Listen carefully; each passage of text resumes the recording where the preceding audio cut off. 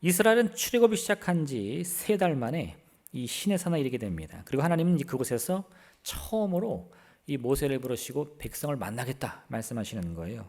근데 그 과정이 되게 복잡합니다. 왜요? 하나님이 이 시내산에 임재하실 때 백성들이 해야 할 일이 있고 준비해야 할 일이 있고, 또 그렇게 하더라도 사실 이 허락된 사람 모세나 아론이 아니고서는 하나님이 임하신 산에는 누구도 오를 수 없다는 거예요. 그렇게 해서 하나님은요, 이 출애굽기 19장을 시작으로 해서 이 모세를 통해 이 이스라엘 백성이 지켜야 할 율법의 말씀을 알려주십니다. 그리고 그게 이 출애굽기 전체, 레위기 전체, 이 민수기 9장까지 쭉 나오는 거예요. 그래서 이제 성경 통독하시는 분들은 좀 아실 텐데, 여기가 고비죠, 고비. 창세기, 출애굽기 이야기 쭉 읽다가 19장 지나가면 이제 막 뭐 해라 뭐 하지 말라 막 복잡하면서 많이 포기하는데, 그 시작이 바로 오늘 이 지점입니다. 그래서 오늘 이 말씀의 제목은 하나님의 임재인데, 그 하나님의 임재가 막 막연히 행복하고 기쁠 것 같은데, 또 오늘 본문 읽어보니까 그렇지 않아요. 여러 복잡한 일들이 있습니다. 그 우리가 하나님이 이렇게까지 우리에게 주시는 말씀의 의미가 뭔가 함께 살펴보기 원합니다. 가장 먼저요, 우리가 이 하나님의 임재의 장면을 통해서 깨달아야 될 것은 이 구원과 율법의 관계예요. 구원과 율법의 관계.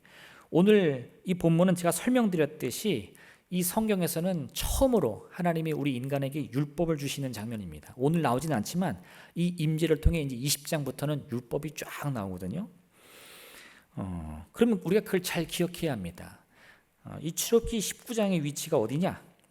이 이전, 출애굽기 19장 이전의 장면들을 보면요, 이스라엘 백성이 애굽에서 노예 생활을 했고 모세가 그들을 찾아갔고 또 바로를 무릎 꿇리고 거기서 해방되어서 애굽을 나옵니다. 그리고 홍해를 건너고요, 이 배고픔과 갈증을 느끼고 또 원수와 싸우고 이 모든 과정을 겪은 다음에 그 3개월이 걸렸어요. 그리고 이 시내산에 도착을 하는 거죠. 제가 왜 이 말씀을 드리느냐, 이 순서 한번 잘 기억해 보십시오. 하나님이 이스라엘 백성을 어떤 순서로 만나 주셨습니까?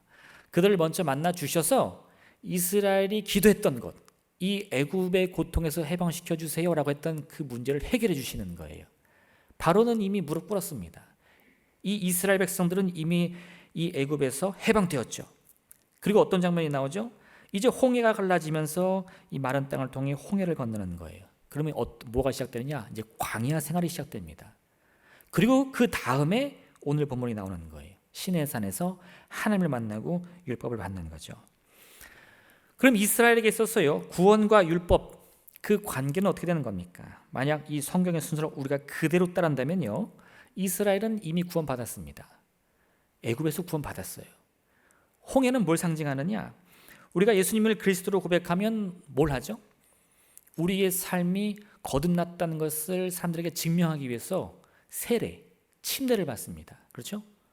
물속에 내 과거의 이 모든 더럽고 추악한 것을 다 잠겨서 죽음으로 보내고, 그 떠오르면서 주님이 주신 새 생명을 덧입는단 말이에요. 거듭나는 거예요. 그 침례를 통해서 우리가 침례를 안 받으면 거듭난 것이 아니냐, 그렇진 않아요. 그렇죠? 침례는 하나의 의식, 예식인데, 그런 과정을 통해 내가 주님의 은혜로 거듭났다는 것을 온 만방에 선포하는 겁니다. 근데 갑자기 어느 날, 나 오늘부터 교회 다니기로 했어, 나 거듭났어. 그럼 옆에 있는 분들이 뭐라 그래요?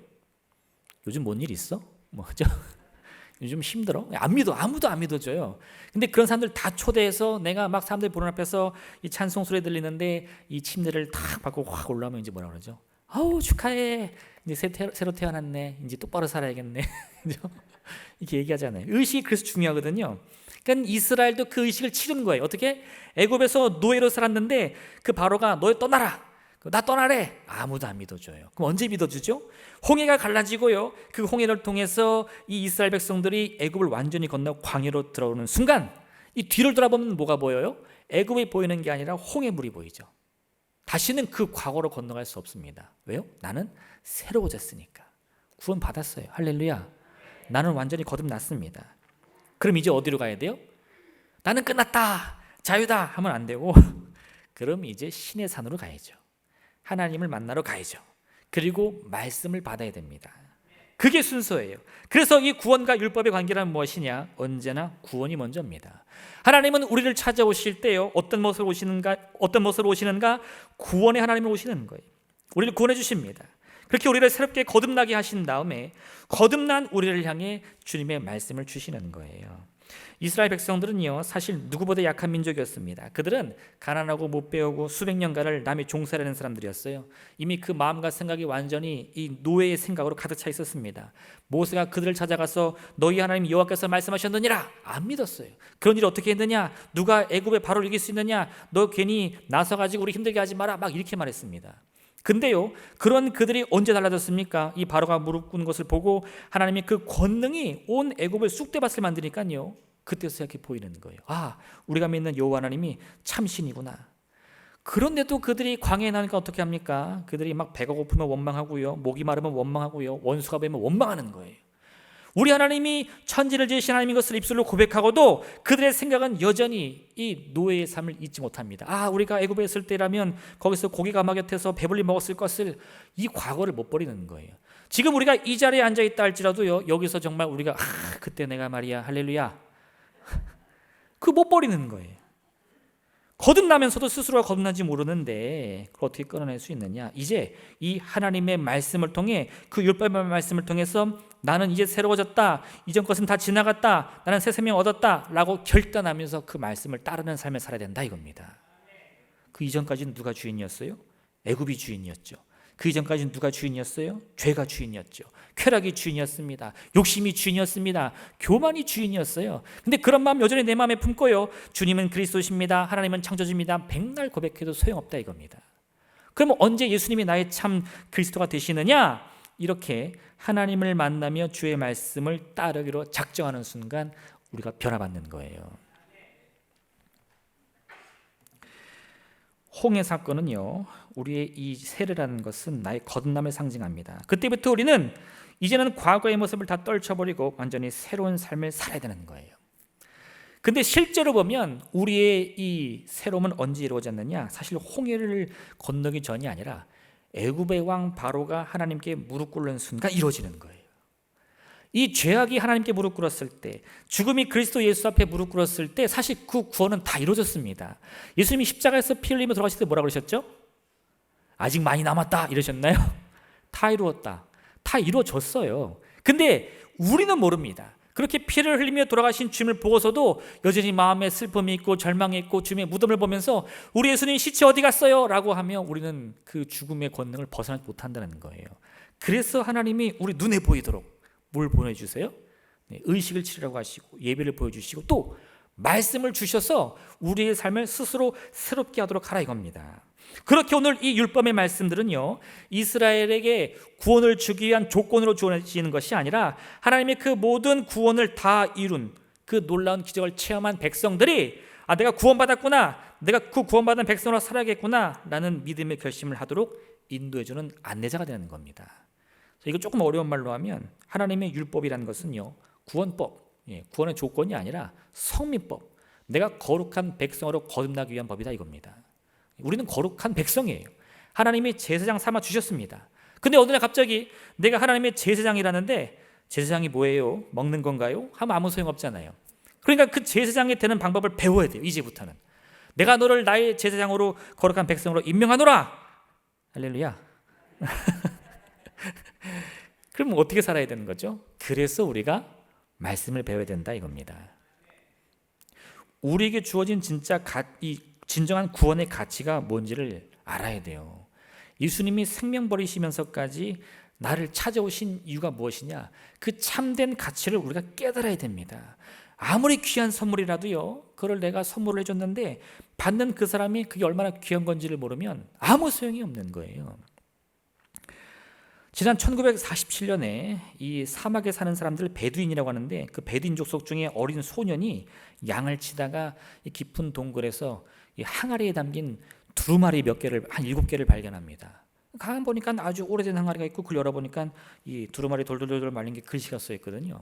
근데 소년은 뭐 글씨도 잘 모르고 맨날 양이나 치니까 이게 뭔지 몰랐어요. 그거를 그대로 가져가다가 이 부모님을 보여드렸는데 부모님도 뭔지 잘 모르는 거예요. 야, 그거 좀 오래된 것 같은데 보긴 근사하니까 벽에다 걸자 해가지고 그 천막 기둥에다 쭉 걸어놓고 달력처럼 오는 사람한테 이게 뭐인지 모르겠지만 참 좋은 것 같아요 이렇게 보여주는 그런 식이었습니다. 근데 나중에 학자들이 보니까요, 그게 뭐냐, 이 고대에 쓰여진 성경의 사본이었어요. 그 내용을 읽어보니까 이건 오늘날엔 존재하지 않는 수천 년 된 성경 사본입니다. 그 가치가 얼마인지 지금 책정할 수도 없어요.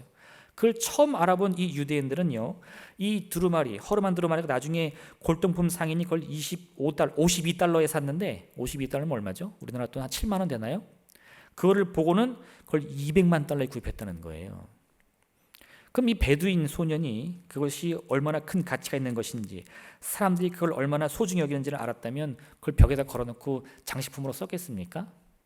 아마 막, 야, 큰일 났어, 경찰 불러 빨리, 이거 누가 훔쳐가면 어떡하지? 난리가 났을 거예요. 그런데 가치를 모르는 사람에 있으면 그 귀한 보물도 쓰레기만도 못한 것이 되고요, 가치를 아는 사람이 보니 그것은 오래된 두루마리가 아니라 세상 무엇과도 바꿀 수 없는 아주 귀한 보물이 되더라, 이 말입니다. 우리 옛말에 돼지목에 진주목걸이라는 말이 있죠. 아무리 귀한 것일지라도 그걸 가치를 모르는 사람이 갖고 있으면 의미가 없는 겁니다. 예수님이 피 흘려 생명 버려 구원을 주셔도요, 그 가치를 모르는 세상 사람들은 낭비하게 되어 있어요. 우리끼리 살자, 우리 마음대로 살자, 우리 이름을 스스로 내자. 그런데 우리는요, 하나님의 말씀을 통해 그 구원의 가치가 얼마나 귀한 것인지를 깨닫고 또 누리고, 그렇죠? 또 나눠주고 베풀어야 됩니다. 그래서 율법의 말씀이 필요한 거예요. 우리는 더 이상 죄의 노예가 아닙니다. 죽음의 노예도 아니에요. 그걸 어떻게 할 수 있죠? 제가 계시를 받았거든요. 할렐루야. 이러면 큰일 납니다. 하나님의 말씀이 그렇게 이렇게 주시는 거예요. 그래서 우리가 그 율법의 말씀을 통해 내가 이 놀라운 편안을 얻었다는 것을 깨닫는 거죠. 여러분, 이제 이 주님의 말씀을 통해서요, 내가 이 구원받은 삶으로서 이 새로운 인생 여정, 그 신앙의 여정을 떠날 준비를 하시길 부탁드립니다. 두 번째, 여러분, 오늘 본문에서 알아야 될 것은 이 이스라엘 백성이 하나님을 맞이하기 위해서 하는 이 3일간의 준비 기간입니다. 별거 없어요. 스스로를 거룩히 한다는 것은 세상 일들을 조금 끊고 그 다음에 옷을 빤다는 겁니다. 특별히 행할 것은 더러워진 옷을 빨으라는 거예요. 무슨 의미냐? 옷을 빤다는 것은 나를 깨끗하게 한다는 겁니다. 근데 여러분 한번 생각해 보세요. 내가 지금 옷이 더러워졌다고 해서 그것을 세탁기에 달달달달 돌리면 나는 거룩해집니까? 만약 그럴 수 있다면 우리가 예배드릴 필요 하나도 없어요. 그렇죠? 세탁소만 가면 되지 굳이 예배드릴 필요 없습니다. 근데 왜 여기서 옷을 빨라고 할까요? 아까 말씀드린 것처럼 이건 하나의 예식이에요. 더러워진 나의 몸과 마음을 표현해야 되는데 어떻게 표현하냐? 옷을 빨아 깨끗한 옷으로 표현하는 겁니다. 그러니까 사실 옷이 더럽냐 깨끗하냐는 아무 의미는 없습니다. 지금 이 자리에 나 어제 빨래 못했는데 입에 못 가나? 고민하실 필요는 전혀 없어요. 그냥 그 못한 빨래 입고 오셔도 됩니다. 그런데 기왕 우리가 예배에 올 때 내 마음의 이 경건함을, 주 앞에 거룩하게 구별됨을 표현하고 싶으시다면 깨끗한 옷 입고 깨끗하게 준비하고 단정한 모습을 보여주시면 되는 거예요. 그걸 통해 우리는요, 나 옷 깨끗하지? 이걸 자랑할 게 아니라 내 마음의 준비를 하나님께 보인다라는 믿음을 가지시면 된다는 겁니다. 이게 중요해요. 왜요? 믿음은 우리 마음 가운데 있지만 보이지 않습니다. 그래서 그것을 표현을 해야 되는데 그 표현도 중요하다 이거예요. 두 남녀가 서로 사랑하는데요, 서로 사랑하는 마음은 있는데 그 사랑을 확인할 길이 없습니다. 그럼 뭐라고 물어보죠? 자기 나 사랑해? 그럼 뭐라고 대답해야 돼요? 너 의심하는 거야 지금? 이러면 안 되잖아, 그죠? 네? 사랑을 표현하잖아요. 나도 사랑해. 하늘만큼 땅만큼 이렇게, 그죠? 부끄러워하세요? 못 들을 만 들으셨어요? 네.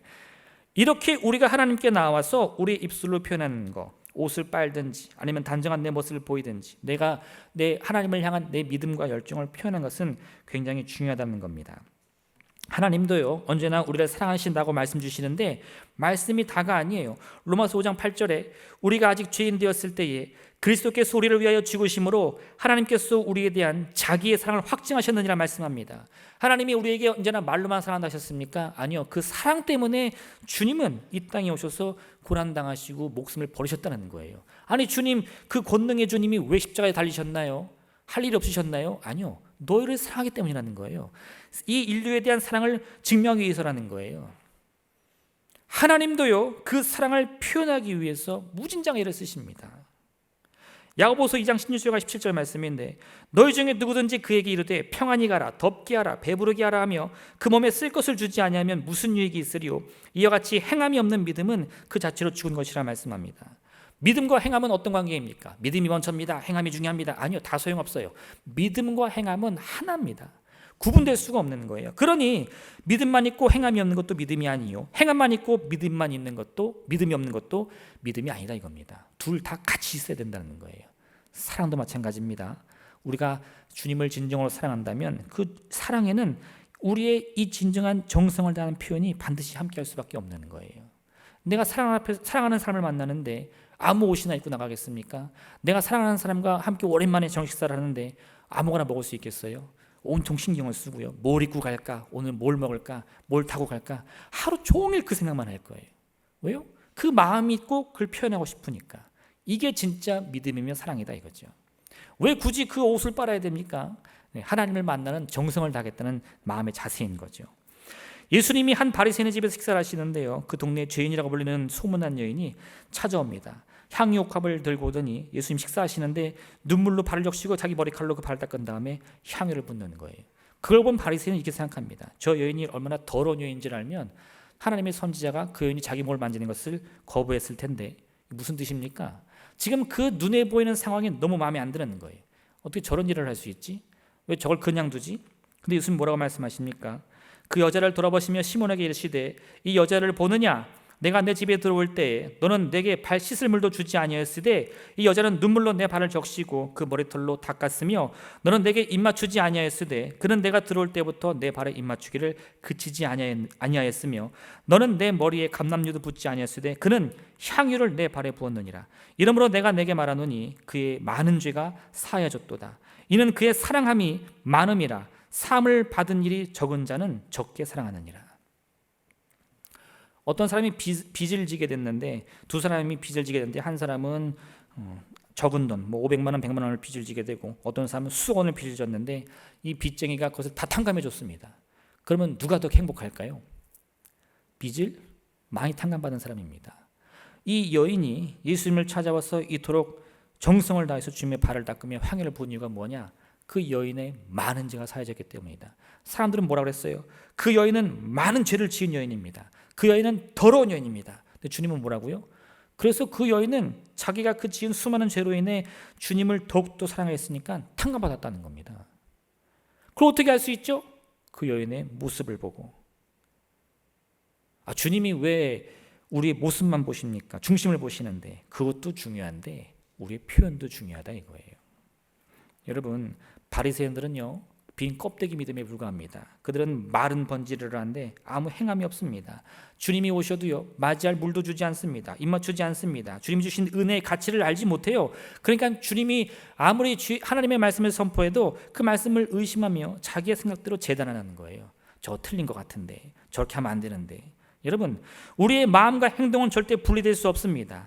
말이 어눌해서 마음을 잘 표현하지 못할 수는 있어요. 그러나 표현되지 않는 마음은 없는 거나 마찬가지입니다.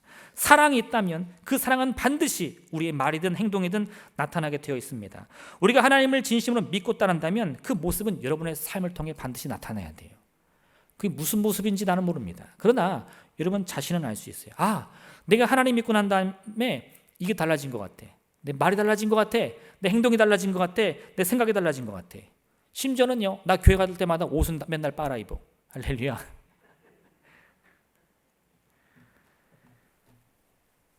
더러워진 옷이 깨끗해진다고 해서요 우리의 모든 죄악이 다 사라지는 것은 아닐 겁니다. 그러나 우리가 이 깨끗한 옷을 바라보면서 하나님이 나의 죄를 용서해 주셨다, 하나님이 나를 위로해 주신다, 하나님이 나의 병을 고쳐주신다 라고 믿으면 그 믿음의 고백이 우리의 삶에 반드시 이루어질 줄로 믿습니다. 여러분, 소망을 잃은 사람처럼 아무 말도 하지 않고 아무 행동도 하지 않은 인생은 그냥 실패한 인생이에요. 그러나 지금 이 순간에 아무것도 보이지 않고 아무것도 들리지 않는다 할지라도요 내 말을 소망으로 가득 채우고 내 행동을 승리의 걸음으로 가득 채우면 그 내가 바라는 미래가 반드시 다가오게 되어 있는 겁니다. 여러분의 마음에 있는 소망을 여러분의 삶으로 살아가시길 부탁드립니다. 마지막 세 번째는요, 오늘의 이 본문에 가능한 이유가 있는데 뭐냐? 은혜가 아니면 우리 하나님은 만날 수가 없습니다. 여러분, 우리가 친구 만날 때는 어떻게 하죠? 연락하면 됩니다. 우리 몇 시에 만나? 시간 있어? 정하면 되죠. 그럼 하나님 만나고 싶으면 어떻게 하면 되죠? 교회 오면 되죠. 할렐루야. 교회 온다고 맨날 만납니까? 아니요. 사실은 성경을 가만히 보면 하나님은 사실 우리가 만나고 싶다고 만날 수 있는 분이 아니에요. 만나려고 해도 만날 수 없는 분이 하나님입니다. 하나님이 우리를 구원하시고 영원한 축복을 주셨다 할지라도 사실 이 하나님이라는 존재는 이 죄악에 빠져버린 우리와는 본질적으로 다른 분입니다. 그래서 오늘 본문도요, 하나님은 이스라엘 백성을 너무 사랑하시기에 친히 그 시내산 꼭대기에 임하시는데 여기엔 너무 많은 조건이 필요한 거예요. 허락되지 않은 자는 올 수가 없는 겁니다. 왜요? 이 죄악을 덧입은 우리가 하나님께 이르렀다가는 하나님의 정의와 공의로 인해 목숨을 잃을지도 모르기 때문인 거예요. 오늘 본문의 21절이요. 여호와께서 모세에게 이르시되 내려가서 백성을 경고하라. 백성이 밀고 들어와 나 여호와에게로 와서 보려고 하다가 많이 죽을까 하노라. 이게 도대체 무슨 말입니까? 아니, 하나님께서 이스라엘 백성을 사랑하심으로 이 땅에 오시는데 그 백성들이 그런 하나님을 너무나 반가워서 너무나 사랑해서 하나님 만나러 가면 어떤 일이 벌어진다고요? 다 죽는다는 거예요. 이게 참 복잡한 관계가 아닐 수 없습니다. 본래 우리는요, 아무 제한 없이 하나님과 만날 수 있는 존재였어요. 창세기 1장을 가만히 보면 이 아담과 하와는 하나님이 부르실 때마다 언제든 아멘 하면서 나갈 수 있었습니다. 네가 어디 있느냐? 나갈 수 있는 거예요. 그런데 이 아담과 하와가 죄를 범함으로 어떤 일이 벌어졌느냐? 이제 하나님이 우리에게 오신다는 게 그냥 말 맞더라 행복한 일, 기쁜 일, 그런 일이 아니게 됐습니다. 선지자 이사야가요, 어느 날 환상 중에 하나님을 만납니다. 근데 그때 그 자기가 만난 하나님, 그 환상 중에 임한 그분이 여호와 하나님인 것을 깨닫자마자 이 이사야가 무슨 말하느냐? 그때 내가 말하되 화로다 나의 망하게 되었도다. 나는 입술이 부정한 사람이요 나는 입술이 부정한 백성 중에 거주하며 만군의 여호와의 신 왕을 베었음이로다 하였더라. 이게 자기도 모르는 탄식이었어요. 어느 날 이사야가 기도하는 중에 하늘이 열리고 막 환상 중에 천사가 내려오는데 그 천사 저 뒤에 무슨 밝은 빛처럼 하나님이 임하시는데 그걸 보자마자 어떤 일이 벌어져요? 나 이제 죽었구나. 그게 번뜩 뜨는 거예요. 왜 그렇습니까? 나는 부정한 사람이라는 겁니다. 나는 죄인이에요. 또한 우리가 이 출애굽기를 생각할 때 이 애굽의 왕 바로가 무릎 꿇린 그 마지막 10번째 재앙의 순간에 하나님 이런 말씀 주시는데요. 내가 그 밤에 애굽 땅에 두루다니며 사람이나 짐승을 막론하고 애굽 땅에 있는 모든 처음 난 것을 다 치고 애굽의 모든 신을 내가 심판하리라. 나는 여호와라. 하나님의 애굽 땅에 임합니다. 애굽 땅에 임해가지고 그 애굽 온 나라를 두루다니시는 거예요. 쭉 걸어가시는데 그럼 어떤 일이 벌어져요? 애굽 온 땅에 사람이든 가축이든 첫 태생들이 다 죽는다는 겁니다. 이 하나님이 두루다니신다는 것이 하나님이 일하신다는 거예요. 내가 너희를 위해 일하리라. 그게 뭐예요? 그러면 온 애굽에 전에 없었던 큰 슬픔이 온다는 겁니다. 이게 도대체 무슨 뜻입니까? 여러분, 하나님의 임재라는 것은요, 우리가 마냥 기뻐할 만한 일은 아니에요. 왜요? 우리의 지금 상태가 그런 하나님을 감당할 수 없기 때문입니다. 이게 얼마나 참 안타까운 일이에요. 사랑하는데 볼 수가 없어. 할렐루야. 사랑해서 헤어져. 그런 일이 우리에게도 실제 일어났다 이겁니다. 그런데 어째서 성경은 우리에게 오늘과 같이 하나님의 임재를 기쁨으로 맞이하라, 감사함으로 맞이하라 라고 말하고 있는 겁니까? 하나님이 우리에게 임하시는데 그래서 나는 그런 하나님을 만나면 죽을 수밖에 없는데 하나님이 그걸 막아주시겠다 이거예요. 이게 오늘 하나님이 백성에게 임하시는 진짜 이유입니다.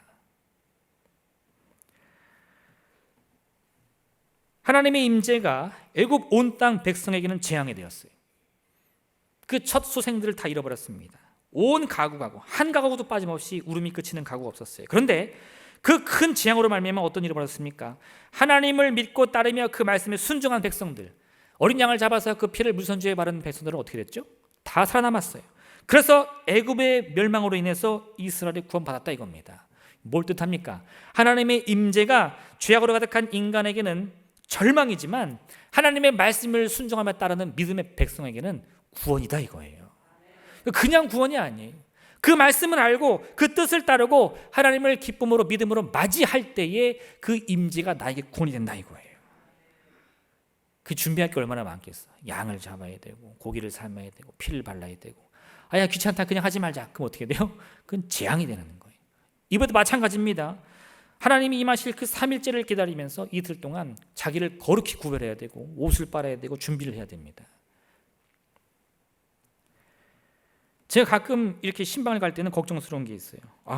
제가 좀 찾아뵈려고 하는데 괜찮으세요? 그러면 제가 좀 바빠서요. 그럼 뭐 뻔하지 뭐. 치울 게 너무 많아가지고 그죠? 그러니 가는 것도 그렇고 안 가는 것도 그렇고 고민이 될 때가 너무 많아요. 만남이라는 건 참 소중하고 참 즐거운 건데 그걸 준비하려니 너무 벅찬 겁니다. 아우 쓸고 닦고 치우고 언제 하나? 에이 다음에 하자. 그런데 여러분 하나님을 만나기도 마찬가지라는 겁니다. 많은 준비가 필요해요. 번거롭습니다. 근데 그래서 하나님의 임재가 소중한 거예요. 우리는 인생을 살아가면서 많은 선택을 합니다. 왼쪽 길로 갈까 오른쪽 길로 갈까, 이 일을 할까 말까, 저 사람을 만날까 말까. 그런데 그런 선택을 한 다음에는요 꼭 뒤를 돌아보게 되어 있어요. 내 선택이 옳았는가. 근데 여러분 오늘의 말씀처럼 하나님의 임재가 오직 그 은혜로만 이루어진 것처럼 우리의 인생도요 나의 모든 선택 이전에 하나님의 은혜가 먼저 있었다. 이걸 믿으셔야 돼요. 내가 선택을 할 수 있다는 것 자체가 은혜입니다. 원래 우리는 그럴 수 있는 존재가 아니기 때문에 우리가 할 수 있는 그 선택 자체가요 하나님의 은혜 안에 있다라고 믿으면 어떤 일이 벌어지느냐, 내가 무엇을 선택하든 행복할 수 있습니다. 그 선택이 오로지 나의 몫이라면요 맨날 고민되는 거예요.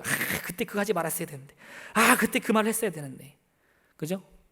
늘 후회만 가득한데 그 선택조차 하나님의 은혜가 먼저다 라고 하면 어떤 일이 벌어지느냐, 뭘 선택해도 주님의 뜻은 반드시 이루어집니다. 물론 좋은 선택을 하면 그 뜻이 빨리 이루어지겠죠. 잘못 선택하면 돌아 가겠죠. 근데 돌아 가더라도 주님의 선하신 뜻이 이루어진다는 믿음이 있으면요 뒤돌아보지 않아요. 쟁기를 들면 앞을 봐야지 뒤를 돌아보면 안 된다 이겁니다. 왜 쟁기를 들고 나왔지? 도끼를 들고 나와야 된대. 백날 후회도 소용없다 이겁니다. 하기로 했으면 끝까지 하세요. 요셉의 형들은 요셉이 미워서 그를 팔아버립니다. 그런데 요셉은 그것 때문에 13년간 고통받았지만 그 마지막은 어땠습니까? 형들의 계획대로 요셉이 확 죽어버렸나요? 아니요. 하나님이 그들의 악을 손으로 바꾸사 요셉을 애굽의 총리로 세워주신 거예요. 야곱은 형과 아버지를 속이고 장자권을 빼앗았습니다. 그것 때문에 에서가 야곱을 죽이려고 하니까 야곱은 쫓겨나듯이 집을 떠나가야 했어요. 무려 20년을 외삼촌 라반의 집에 거하면서 땡질 한 푼 못 받고 생고생을 합니다. 그 어떻게 됐죠? 거짓골이 되었습니까? 아니요.